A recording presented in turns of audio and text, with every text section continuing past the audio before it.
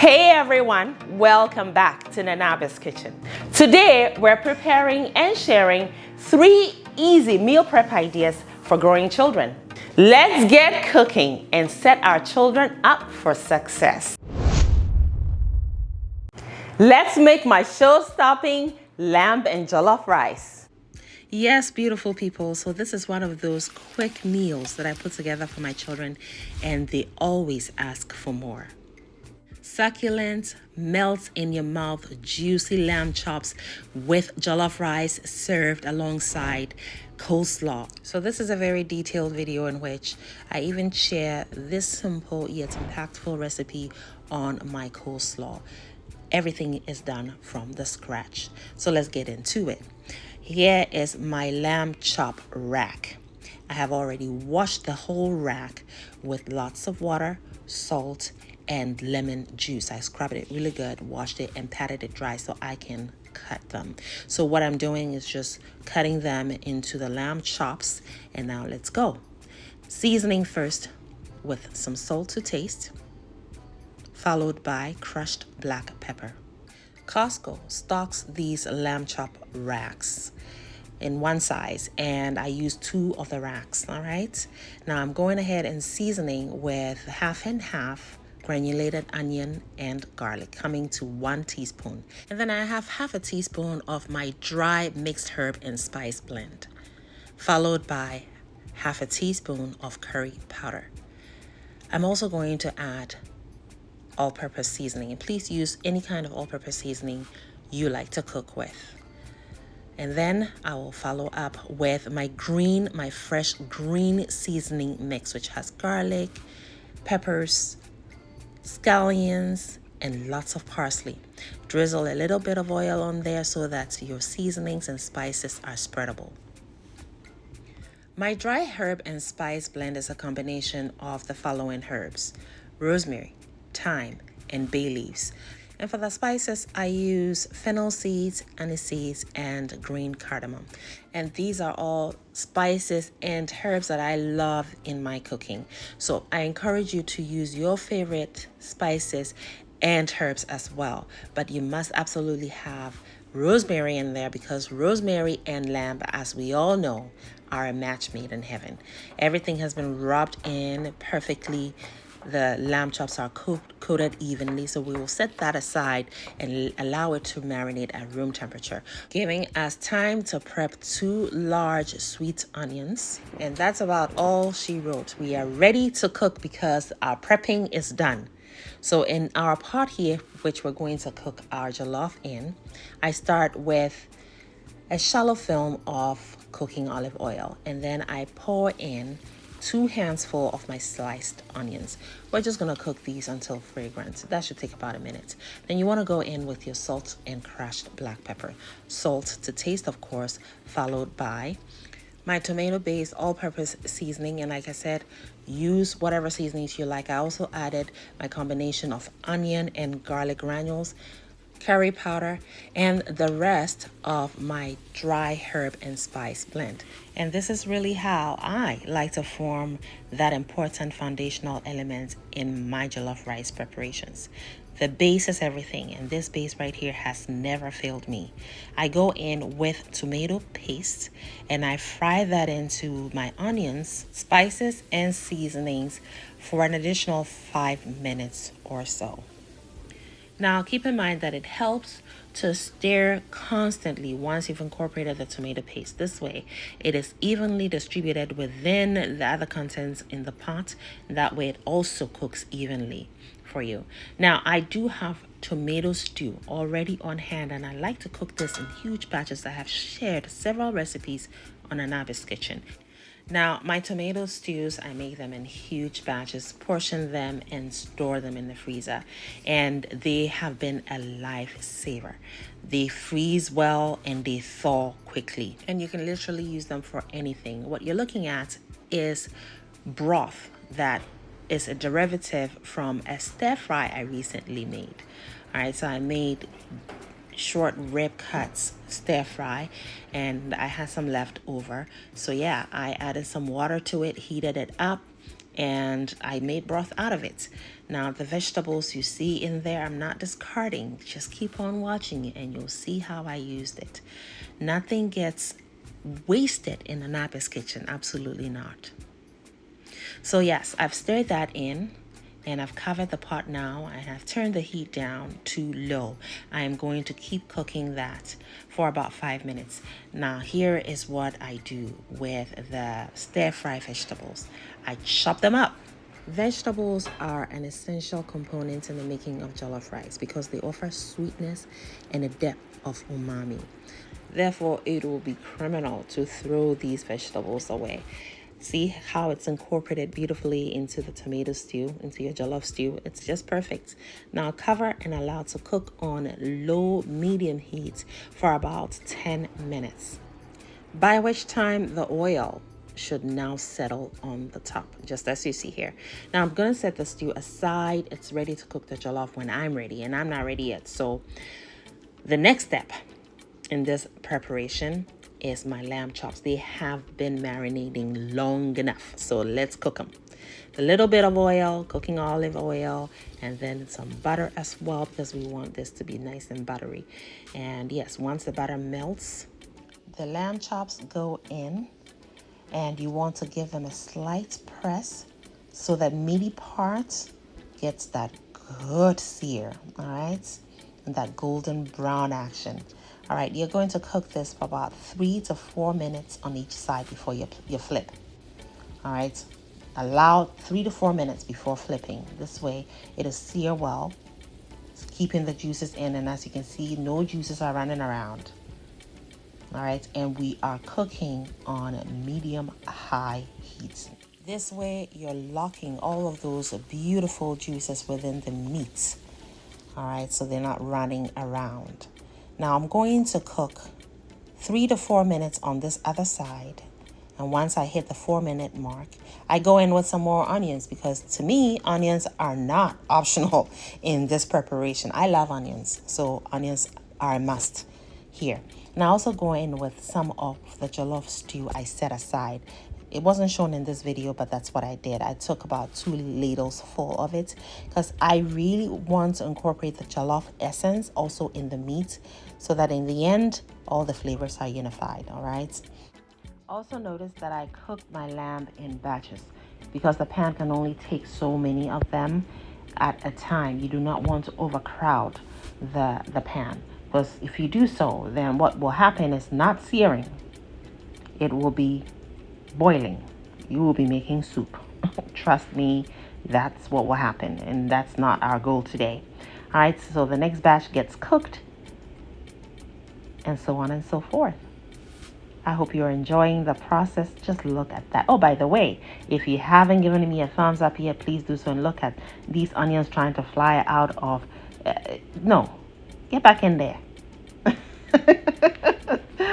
Yes, and that's my third and final batch. Looking good, looking good. At this point, we can't wait to. Not only my children can't wait, even I can't wait. So the rest of the onions I had left over, this is what I did with it. I sauteed it really quickly, went in with some garlic and onion granules, some salt, crushed black pepper, really simple. Just saute it really quickly or pretty much stir fry it. And then I went in with my fresh green seasoning mix. Yeah, about 2 minutes is all I needed here because I didn't want to throw these onions away. Why should I? I love onions. So yeah, they go onto the meat. More onion essence. You can't say no to that. It just makes everything better. Now I'm washing my jasmine rice. This is long grain jasmine rice.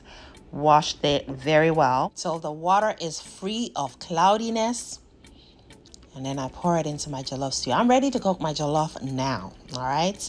So now I can give my jollof undivided attention. I don't like to cook jollof when I'm distracted with other things. So that's why I had to set that aside while I made the lamb chop. So now that's getting cooked. So stir your rice in there.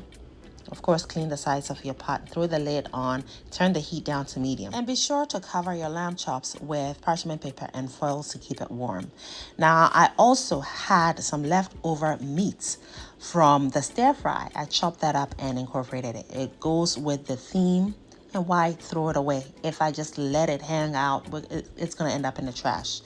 And I don't waste stuff, so no, not in this day and age. Now you want to throw the lid on, clean the sides of your pot as I did, and turn the heat down to medium, 5 out of 10, and cook for 15 minutes. And then you want to go back and stir it. So that way you're moving the bottom to the top and vice versa.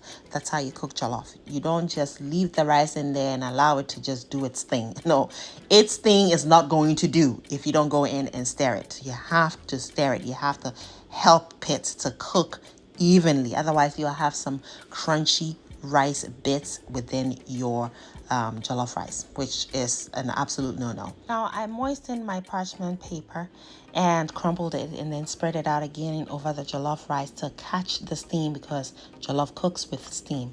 Threw the lid back on, turned the heat down now to 2 out of 10, and I'm going to now cook it for the next 30 minutes, giving me time to prepare my coleslaw. So I have sliced my green cabbage, grated my carrots, and I like to give it a rinse, all right?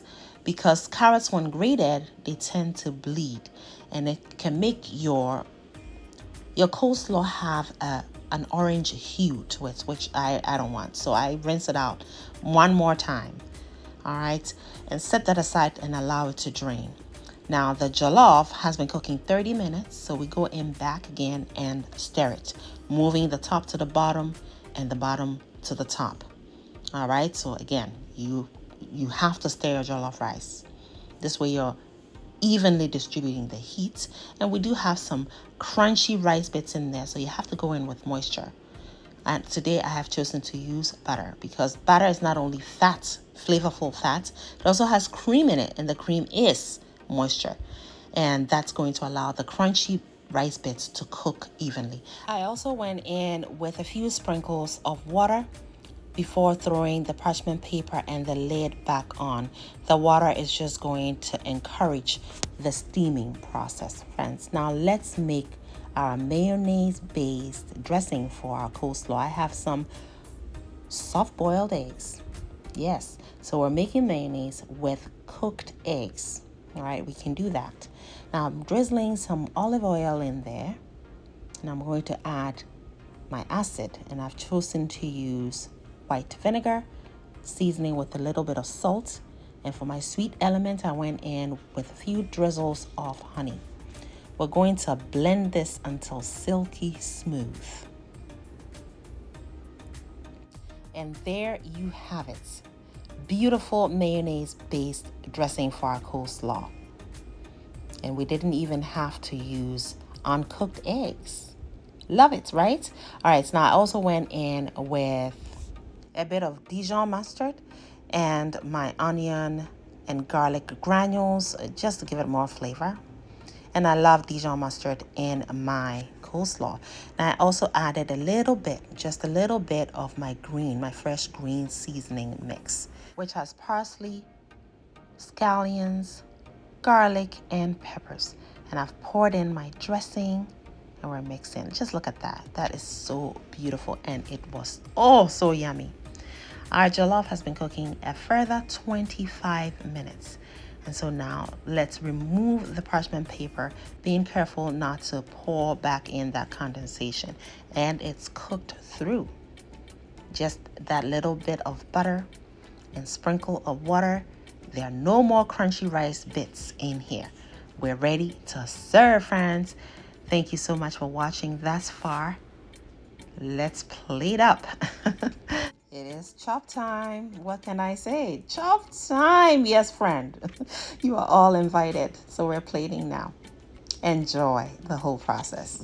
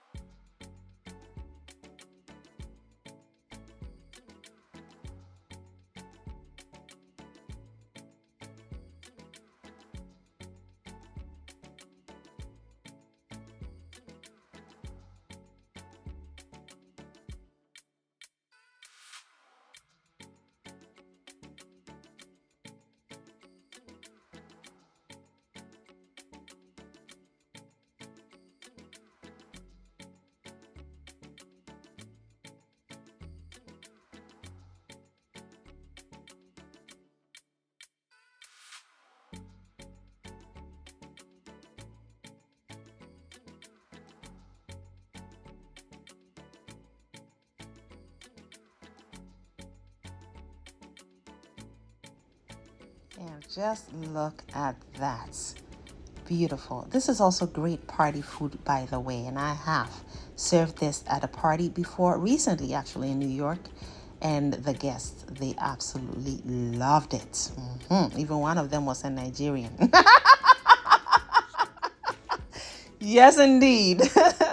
Yes, so a Nigerian sister approved this jollof. I was so proud of me. Although, I'm not into that food because I don't believe good jollof is made by a country. It is made by a person. It's the recipe. It's the ingredients you choose. It's not the country. Yes, you will never find two people making jollof the same way. No way. All right, friends. So with that said, let's get back to business. Now look at this bite right here, baby. Yummy. Thank you so much for watching. I hope I have inspired you. Of course, I used a few tweaks here and there. Let's be real. I used a few tweaks here because I used some leftovers, but it still came out perfect. And I certainly hope that you enjoyed this video. Thanks again for watching and happy cooking. Make it a great day. And as always, have fun, especially in that kitchen. Let's make meatballs and spaghetti. A timeless favorite, perfect for any occasion, and I promise it will be a hit with the entire family, especially the children. Let's get cooking. I'm seasoning my minced beef with my green seasoning mix, some all-purpose seasoning, granulated onion and garlic mix, salt to taste, and lots of crushed black pepper. The green seasoning mix comprises a combination of fresh parsley, peppers, scallions, and lots of garlic. When making meatballs, you have to think of some vital components. A moisture retainer is one of them, which comes in the form of bread. I have 2 slices of white bread. It can also come in the form of breadcrumbs. And you also need moisture. I've used just water today because we have so much flavor already in here. And you can use broth in place of the water or even milk. Now, you also will be needing a binder to bring everything together. And that can come in the form of eggs. I have 2 whole eggs and I've cracked them separately into it. I'm throwing more flavor because I can. So I'm going to. I threw in a few dashes of Maggi sauce for that umami flavor. Now let's work all of the ingredients together by mixing it. And here is a perfect texture. We're ready to form our meatballs. So let's do exactly so. Now here is the pan I'm going to be cooking in. I throw in just a few drizzles of cooking olive oil. And then I use an ice cream scooper. I'm using a very small one today because I want small meatballs. And I scoop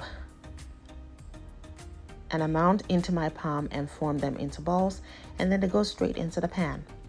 Now you can heat up your oil and then put your meatballs in. But listen, I like the soft life, and this right here is soft for me. So I'm going this route. All right. I don't want to throw them into hot oil. Yes, we're going to get a good sear on these. Just watch. All right. And they're ready to go on the stove now. Now, the rest of the meatballs, you notice I made quite a bit here, but I only needed a fraction of the entire amount. So the rest I'm forming into bigger meatballs using a larger ice cream scooper. Now, I'm just going to wrap this up and throw it into the freezer. I will be using it in another recipe I will be sharing with you soon. So stay tuned into Nanabe's Kitchen. All right, now we are also going to be cooking our spaghetti here shortly, so we're going to bring all of this water to a boil. And the meatballs, as you saw previously, are already lined up in that greased pan, so we can get that important sear on them. Best practice, as we have learned over the years in cooking, is you heat up your oil before you throw your meatballs in here. However, as a busy parent returning home from work, I totally get it. Some days you just don't have hours to spend in the kitchen whipping up a gourmet meal. That's why I like to embrace what I call the soft life of cooking. I like to think of it as smart shortcuts that help me get dinner on the table quickly and deliciously, so my family can dive into a nutritious meal without the fuss. All right, let's make mealtime a breeze. You know, we're just cooking for our families here, so no one is going to give you a fine for cooking things in the reverse or a trophy for cooking it the right way. You know what I'm saying? So now let's cook. Let's cook the sauce. And for that, we're going to need already made tomato stew, green seasoning mix, tomato paste, half and half. For a rich velvety texture and finish to our sauce, we'll also need some curry powder, salt and crushed black pepper to season, and some onions. I'm using shallot onions. I'm just going to cut them slicely and we're ready to cook.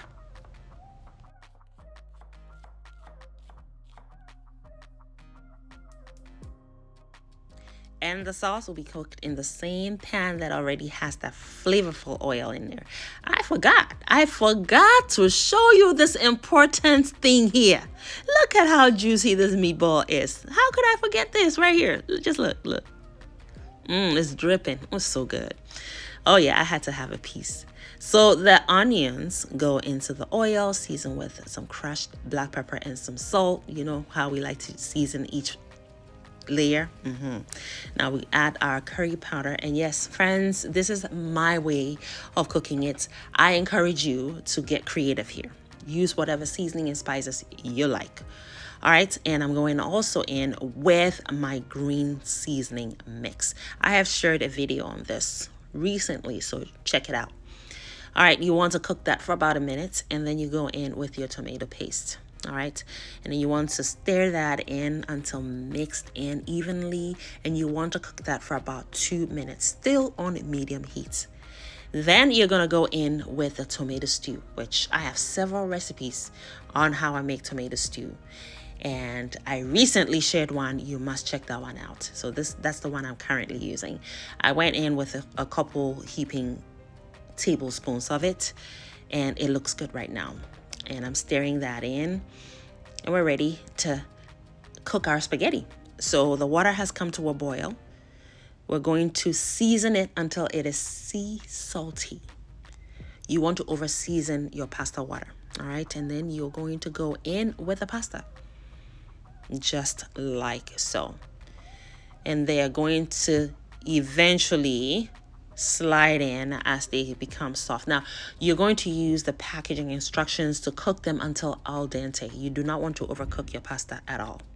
I always set a timer on it so that I don't forget, because the last thing you want to do is overcook your pasta. It'll just ruin everything. All right, so in the meantime, our tomato sauce has been cooking still on medium heat, and now we're going to thin out the sauce with some pasta water. I went in with a couple ladles full of the pasta water. All right. Yes. And that's looking pretty good. It was pretty thick before, so you want to thin it up. And that looks good. Now, you want to continue cooking for a few extra minutes on medium-low heat, giving you some time to check on your pasta. All right, so my timer just went off and I have drained it. I have set some of the pasta water aside because I might need it. So don't throw all your pasta water away. And that looks perfect right now, al dente. That's the texture. Look at it. It's cooked through and it's not overcooked. Perfect. Now, to the sauce, we're going to add our half and half. Half and half is half heavy cream and half whole cream. That's going to give us that velvety lusciousness that you want in your pasta sauce, especially when you're making the creamy kind. And this is sort of creamy, so we want it to have that velvety texture in the end. All right, and then right after you add your half and half, you want to also go in with your meatballs, and don't leave any of them behind to have your way with them, you know, later on. I know it's tempting, but just don't do it. Don't do it. Don't do it. Did I listen to my own advice? You know what I did. So let's just keep cooking. All right, you're going to fold your meatballs in to the sauce. We're cooking on low heat now, by the way. All right, so now it's all mixed in, it's homogeneous, and we are very happy right now. I tasted and it's perfectly seasoned. And aren't we happy? Yes. So it's simmering down gently on low heat. I apply the lid for about 5 minutes before I add the pasta. And 5 minutes later, it looks perfect. It's simmered down beautifully. And now the flavors are unified. So turn the stove completely off, because the next step is to add the pasta, which is already cooked al dente. We do not want to overcook the pasta, so we have to turn the heat off, otherwise it'll continue to cook. As the pasta sits aside, waiting for the sauce to be ready, it cools down, which is great, because if it continues to stay hot, it continues to cook, and then we lose that al dente texture.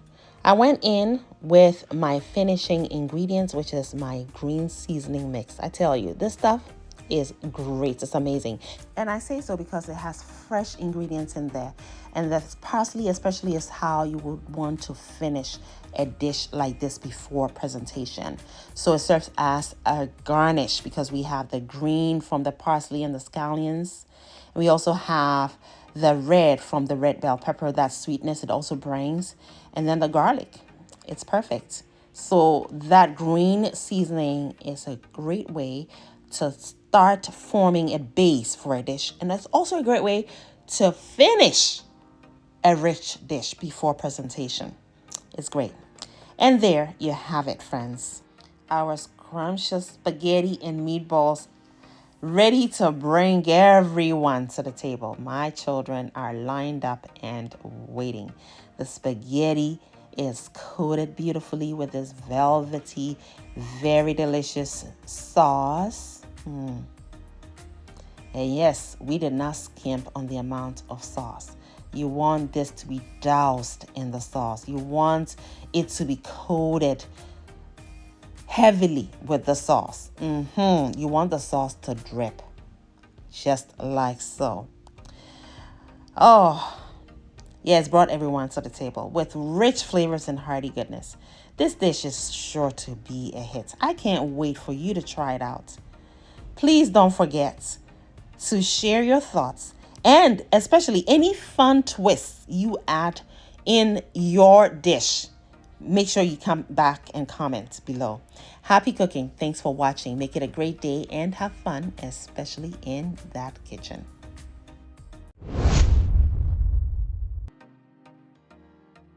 Let's make meat and potatoes. Here are our ingredients, starting with short rib cuts.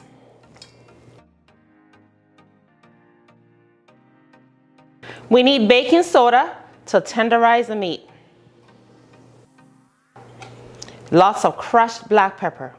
I have a teaspoon of crushed black pepper. I have a combination of half and half granulated onion and granulated garlic. Total came to a teaspoon, so half of each. And here is some salt to taste. And here is my green seasoning. I have a heaping tablespoonful of it. I have 2 shallots. I'm going to chop these up.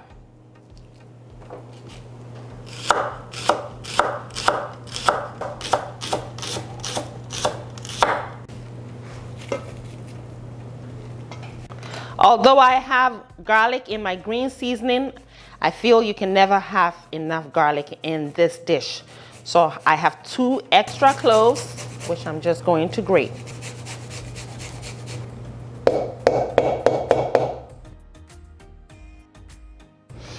I'm also going to add a little bit of ginger, which I'm going to grate as well. We want about half a teaspoon of ginger paste. This right here. To this, we're going to add some oil. This here is cornstarch. I have a heaping tablespoonful of it. I have Maggi sauce for umami. You can substitute soy sauce for this, light soy sauce. All right. We really need umami in here, so. And that's it. Now let's rub it in. I need a little more oil here. Now the purpose of oil in a marinade is to help spread the goodness you have thrown at whatever it is you're marinating. And that's why I added a little more oil. I just wanted to make sure that all this beautiful flavor I've thrown at this meat is spreadable. All right, now we cling film it and then we set it aside for it to marinate. That's going to take about 30 to 45 minutes, and I'm marinating at room temperature because the meat was nice and cold coming from the fridge before we threw flavor at it. Now let's work on our potatoes. For the potatoes, I'm using Russet potatoes, also known as Idaho potatoes. I just peel them really quickly, rinse them, and then I cut them into bite-sized pieces. First, I half them, and then I half each half again, and then I just cut them into these bite-sized pieces, and I think it's just perfectly beautiful. So treat them how you want to, but make sure you rinse them thoroughly before we boil. Now, the water I'm going to be boiling them in have to be cold. So each ingredient, the water and the potatoes, have to be cold before we introduce it to heat. Very important. If you want to cook your potatoes properly, this is how to go about it. Also, you want to season the water until it is sea salty. So just a step further to where it's almost over seasoned, but trust me, the potatoes will not be over seasoned. If you don't do this, your potatoes will be under seasoned, and boy, you don't want to serve under seasoned potatoes. Let's just leave it there. All right, now we cook them until they're fork tender, and then we drain them, and they're perfect right now. Next step, we are ready to cook our meat. It's been marinating for close to 45 minutes, and yes, I'm going to pressure cook this. Beef short ribs are tough. All right, so they need to tenderize soon. So this is the time to pull your Instapot out. Every home has one of these. 32 minutes, that's all it takes. Now we're going to cook our potatoes, a little bit of olive oil in the frying pan, and then some butter because we're making buttery potatoes. Then pour in, we're going to cook the potatoes in batches, all right? Because only a little bit can go in at a time. What you want to do though is spread the potatoes out. All right, so that each potato is touching the bottom of the pan. And then you're going to season with some granulated garlic and onions, as well as some salt, crushed black pepper, and any seasoning you like, really. All right, and then you're going to keep stirring it because you want all sides to be golden brown. Then you go in with your green seasoning mix, which is a combination of fresh scallions, peppers, parsley, and garlic, full of garlic flavor. All right, add some more butter because why the heck not? Add some more butter if you feel you need it. We're making buttery potatoes. All right, so if you're afraid of fat, then you can go light-handed there, but I'm going all the way. They look beautiful. Then we're cooking the next batch. Give me a thumbs up, friends. These potatoes, out of this world delicious, friends. If you serve this to anyone, they're going to be blown away by the flavors. Simple, very simple to put together. Flavors are not, they're honest flavors. Nothing extraordinary, and yet, oh my goodness. They say potatoes are peasants' food. Let me tell you, this one, nothing about it is peasant. It is beautiful. And I really hope you try it and then come and share your feedback in the comment section. The potatoes are ready to serve. Now, I like to put some finishing touches on the meat portion of this meal. So I have a red bell pepper, which I prep. I cut it into the sizes I want and the shapes I want. I also have half a sweet onion and some scallions. And that's all she wrote in terms of the vegetables I've decided to use here. You can use whatever vegetables you want. You can even use carrots and some onions, whatever. All right. Now, I'm going to stir fry these vegetables really quickly here in some olive oil, cooking olive oil, high heat. All right. So the vegetables maintain their integrity. All right, we don't want them to be soggy. I like crunchy vegetables in my stir fries. Yes, so we're stir frying the meat, and you'll see what I mean. A little bit of salt, crushed black pepper. That's all these vegetables need, because vegetables have a lot of umami already in them. They come with the umami flavor just naturally. And look at the meat.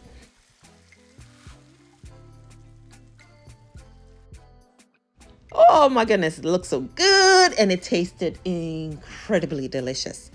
That baking soda, although it was only a pinch, went a long way in tenderizing our meats, and it gave it this beautiful texture.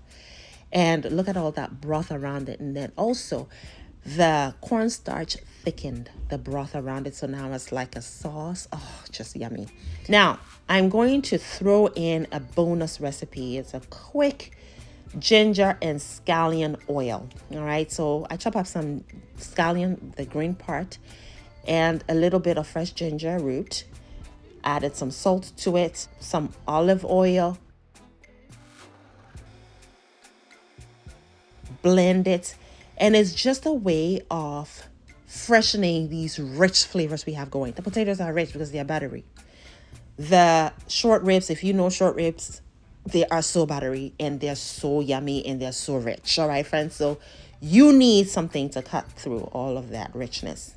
And I thought this would be the brightest way to go about it.